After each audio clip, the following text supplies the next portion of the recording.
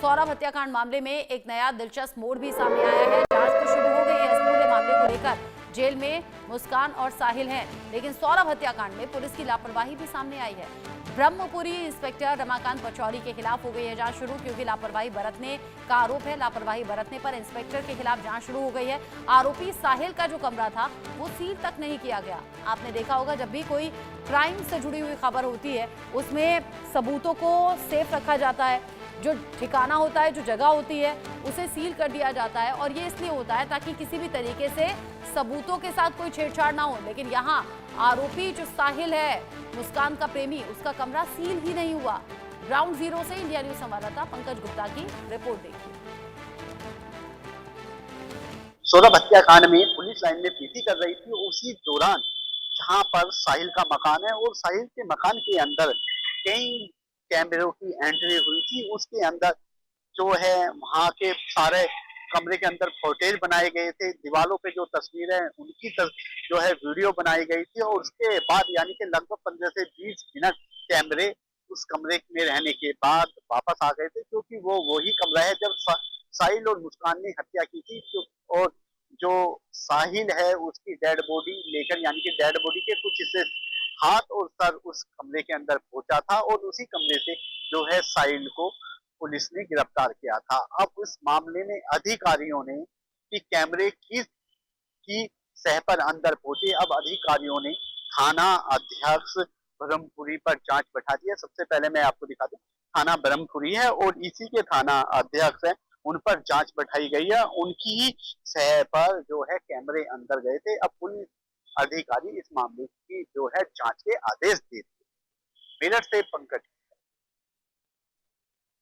और बड़ा अपडेट जानिए मेरठ से, सौरभ हत्याकांड से जुड़ा हुआ अपडेट। सौरभ की पोस्टमार्टम रिपोर्ट में हुआ है बड़ा खुलासा। सीने पर चाकू से वार किया गया था।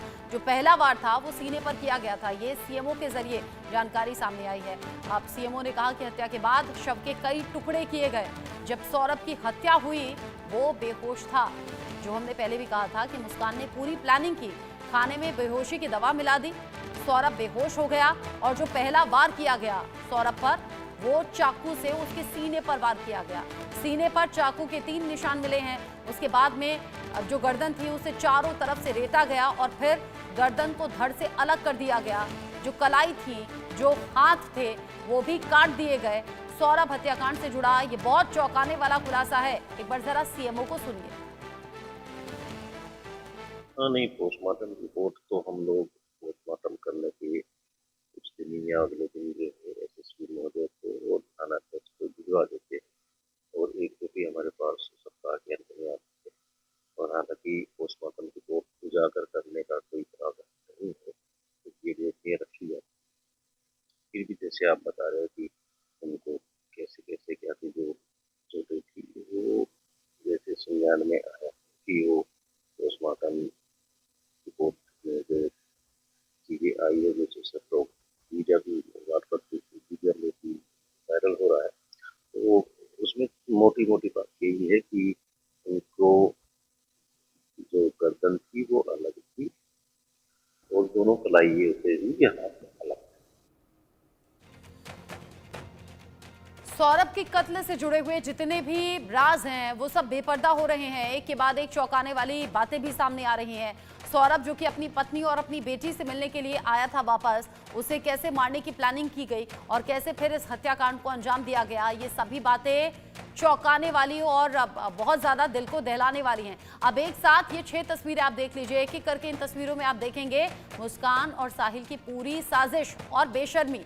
मनाली में कैसे छुट्टियां मना रही थी मुस्कान, बर्फ के साथ खेल रही थी और ये सब हत्याकांड को अंजाम देने के बाद था। जेल में साहिल और मुस्कान एक दूसरे से मिलने की जिद कर रहे हैं, नशे के लती हैं, ड्रग्स के आदी हैं और अब वहां नशा मुक्ति केंद्र में दोनों की काउंसलिंग हो रही है और साथ ही साथ पूछताछ तो जारी है ही। ये साहिल और मुस्कान को लेकर खबर ऐसी भी है कि बचपन से दोनों की दोस्ती थी।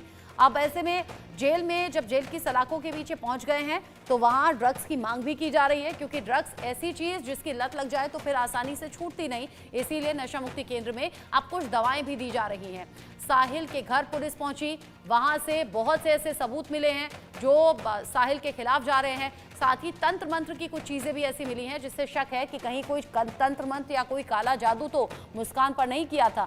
सरकारी वकील की डिमांड भी इन दोनों के जरिए की गई है, क्योंकि मुस्कान के माता पिता ने मुस्कान का केस लड़ने से मना कर दिया है। वो कह रहे हैं कि जो भी सजा है दी जाए, क्योंकि दामाद हमारा बहुत अच्छा था या उनकी बेटी ने गलत किया है। दामाद तो बहुत ब्लाइंड लव करता था, आंखें मूंद कर विश्वास और प्यार करता था, लेकिन यहाँ बेटी ने जो किया है वो वाकई बड़ा शर्मनाक है।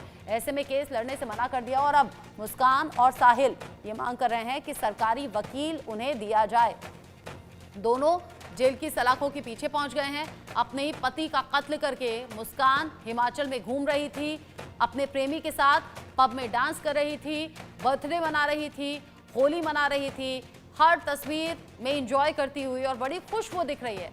इस बात का कोई गिल्ट, कोई अफसोस उसके चेहरे पर नहीं है कि उसने अपने पति का कत्ल किया है, वो भी उस पति का जो शिद्दत से मोहब्बत करता था। ऐसा दावा मुस्कान के माता पिता खुद कर रहे हैं। मुस्कान के माता पिता ने यह भी बताया कि सौरभ ने अपने घर वालों के खिलाफ जाकर मुस्कान से लव मैरिज की थी, लेकिन नतीजा आप देखिए, उसी मुस्कान ने अपने प्रेमी के साथ मिलकर सौरभ की हत्या कर दी, शव के टुकड़े टुकड़े कर दिए और पोस्टमार्टम रिपोर्ट भी चौंकाने वाली है, डराने वाली है।